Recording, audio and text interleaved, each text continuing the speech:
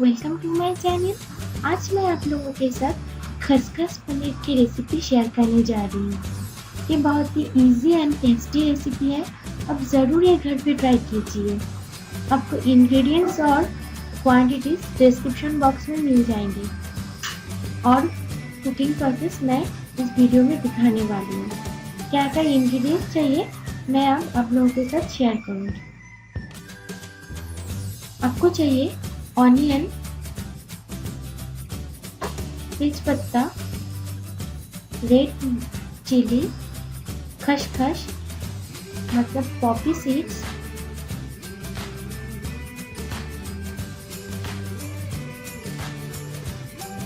Kasuri methi and chillies. यहाँ पर मैंने 200 ग्राम पनीर लिया।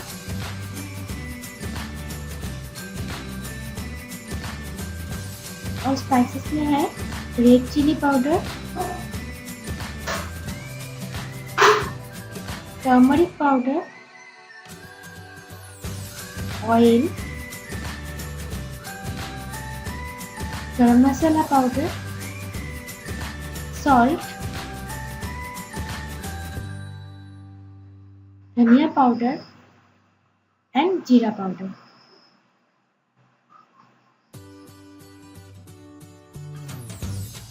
हम इस रेसिपी में बहुत ही कम ऑयल यूज करने वाले हैं।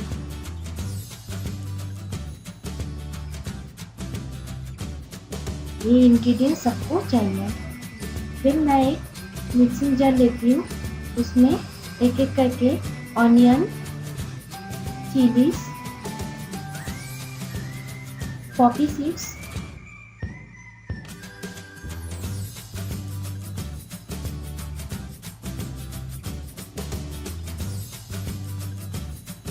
और थोड़ा सा पानी ऐड करके इसको मिक्स करूंगी।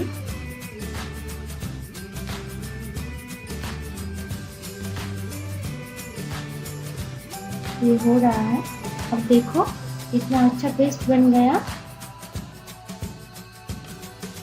अब मैं लो मीडियम फ्लेम में कढ़ाई को गरम करूंगी। इसमें ऑयल मैंने दिया और मैं पनीर को फ्राई करूंगी इसमें। आप चाहो तो इसको बिना फ्राई किए भी आप रेसिपी में ऐड कर सकते हो। तो मैं थोड़ा सा इसको फ्राई करूंगी। थोड़ा सा नमक दे देती हूँ इसमें, तो पनीर इजीली हो जाएगा फ्राई। इसको हल्का भी फ्राई कर सकते हो और डीप फ्राई भी कर सकते हो। ज़्यादा फ्राई करने से पनीर अच्छा नहीं लगता, लेकिन इस रेसिपी में अच्छा लगेगा। मैंने इस तरह का फ्राई किया। अब उसी कढ़ाई में मैंने उस ऑयल से ही पनीर फ्राई करने के बाद जो ऑयल बचा था, उस ऑयल में ही मैंने तेजपत्ता,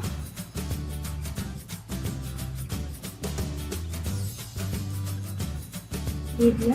इसको थोड़ा सा फ्राई होने देता है।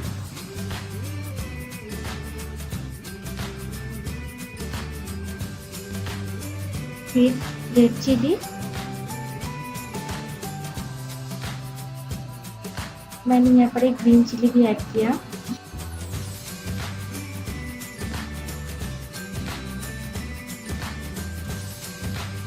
इसको अच्छे से फ्राई होने देता है।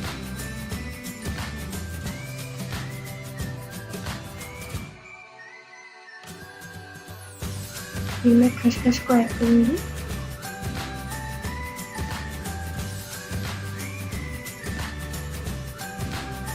खसखस वाला जो पेस्ट था उसमें मैंने अब हाफ कप पानी ऐड कर दिया। अब इसको अच्छे से मिक्स करके इसको मैं सॉल्ट सॉल्ट आपके स्वाद अनुसार ऐड करना है। फिर मैंने चिली पाउडर,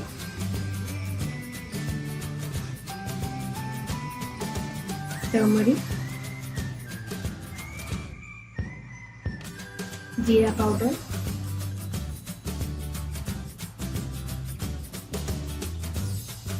गरम मसाला पाउडर और धनिया पाउडर ऐड कर दिया। ये सब क्वांटिटी सबको डिस्क्रिप्शन बॉक्स में मिल जाएगी। फिर मैं इसको अच्छे से मिक्स करूँगी। फिर मैं यहाँ पर पानी ऐड कर दिया।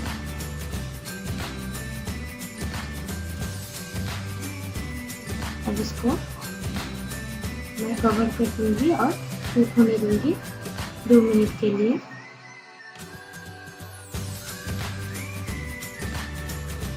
अब मैं इसको अनकवर करके थोड़ा सा कुक करूंगी।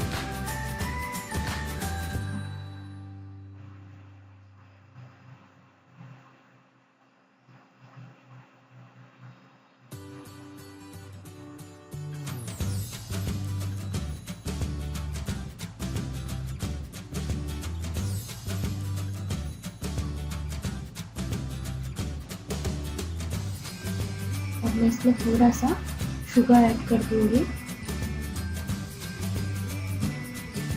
फिर मैं इसको अच्छे से मिक्स करूंगी। अब मैं एक एक करके पनीर ऐड कर दूंगी।